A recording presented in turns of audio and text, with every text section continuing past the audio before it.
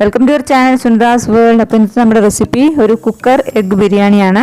അപ്പോൾ നമുക്ക് ആദ്യം തന്നെ ഒരു മിക്സിയുടെ ജാറിലേക്ക് ഒരു 6 കഷ്ണം വെളുത്തുള്ളി, അതുപോലെ തന്നെ ഒരു ചെറിയ കഷ്ണം ഇഞ്ചി, 2 പച്ചമുളക്, 2-3 കഷ്ണം പട്ട, അതുപോലെ തന്നെ 3 ഗ്രാമ്പു, 3 ഏലക്ക, അല്പം മല്ലിയില അത് ചേർത്തിട്ട് നന്നായിട്ടൊരു ഫൈൻ പേസ്റ്റാക്കി എടുക്കണം.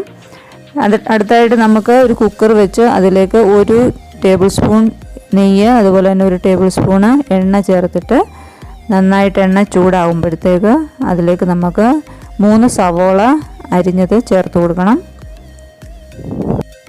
ഇതിൻ്റെ കൂട്ടത്തിൽ തന്നെ അല്പം കറിവേപ്പിലയും കൂടെ ചേർക്കാം. അപ്പോൾ ഞാനിവിടെ ഒരു 3 കപ്പ് ബസ്മതി റൈസാണ് ഇതിന് വേണ്ടി എടുക്കുന്നത്. അപ്പോൾ നിങ്ങൾ ബിരിയാണി റൈസ് ഉണ്ടെങ്കിൽ അങ്ങനെ എടുക്കുക. അപ്പോൾ ഞാനിവിടെ അരമണിക്കൂർ വെള്ളത്തിൽ കുതിർത്ത് വെച്ചിട്ടുണ്ട്. ബിരിയാണി റൈസാണ് അതിൻ്റെ ആവശ്യമില്ല, ഒരു 10 മിനിറ്റ് വെള്ളത്തിൽ കുതിർത്ത് വെച്ചാൽ മതിയാവും. അപ്പോൾ അത് നന്നായിട്ട് അരമണിക്കൂർ കഴിഞ്ഞതിന് ശേഷം ഞാൻ നന്നായിട്ട് വെള്ളം തോർത്തിയെടുത്തു. ഇനി ഈ വഴണ്ട് വന്ന സവാളയിലേക്ക് നമുക്കിനിയും അരച്ച് വെച്ചിരിക്കുന്ന ആ പേസ്റ്റ് ഇതിലേക്ക് ചേർത്ത് കൊടുക്കാം. നന്നായിട്ടൊന്ന് വഴറ്റിയെടുക്കുക.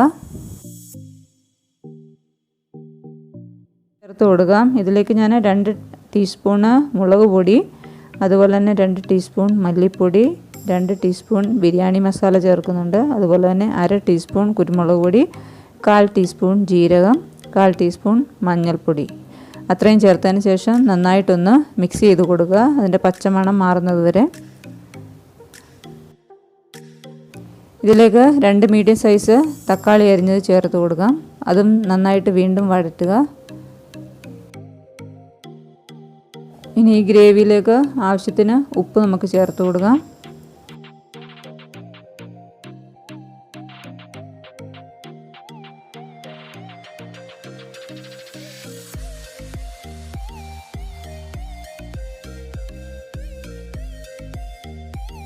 പുഴുങ്ങി വെച്ചിരിക്കുന്ന 4 മുട്ട ഇതിലേക്ക് ചേർത്ത് കൊടുക്കാം.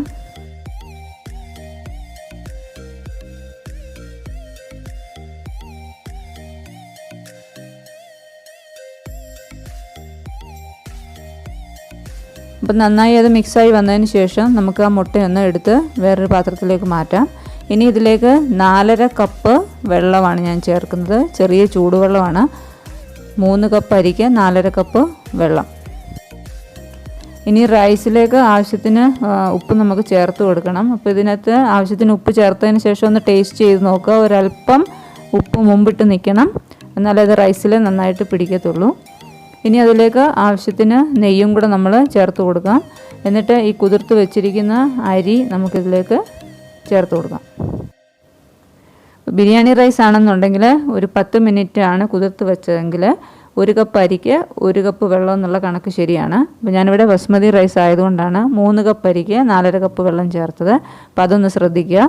ഇനി നമുക്ക് നന്നായിട്ട് മിക്സ് ചെയ്തതിന് ശേഷം കുക്കർ അടച്ചു വെക്കാം. 1 വിസിൽ വരുന്നതും വരെ വെയിറ്റ് ചെയ്യുക. 1 വിസിൽ വന്നതിന് ശേഷം കുക്കറിൻ്റെ പ്രഷർ മൊത്തം പോകുന്നത് വരെ ഒന്ന് വെയിറ്റ് ചെയ്യുക. അത് കഴിഞ്ഞ് അതിൻ്റെ അടപ്പ് തുറന്നതിന് ശേഷം ഒരല്പം മല്ലിയില, അതുപോലെ തന്നെ ഒരു 1/2 ടീസ്പൂണ് ഗരം മസാലയും കൂടെ ചേർത്തിട്ട് വീണ്ടും അതിൻ്റെ അടപ്പ് അടച്ചു വെക്കുക. ഫ്ലെയിം അന്നേരം ഓൺ ആക്കേണ്ട ആവശ്യമില്ല.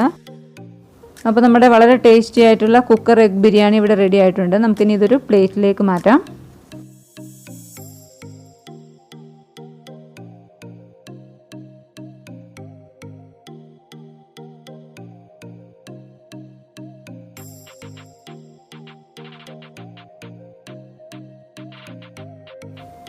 ഈ റൈസിന് മുകളിലേക്ക് നമുക്ക് ഫ്രൈ ചെയ്ത് വെച്ചിരിക്കുന്ന സവോള ചേർത്ത് കൊടുക്കാം. അതുപോലെ തന്നെ നട്ട്സ്, കിസ്മിസ്, കാഷ്യൂ അതും ചേർത്ത് കൊടുക്കാം. ഏറ്റവും മുകളിലായി നമ്മൾ പുഴുങ്ങി വെച്ചിരിക്കുന്ന മസാല ചേർത്ത എഗ്ഗും കൂടെ വെച്ച് കൊടുക്കാം.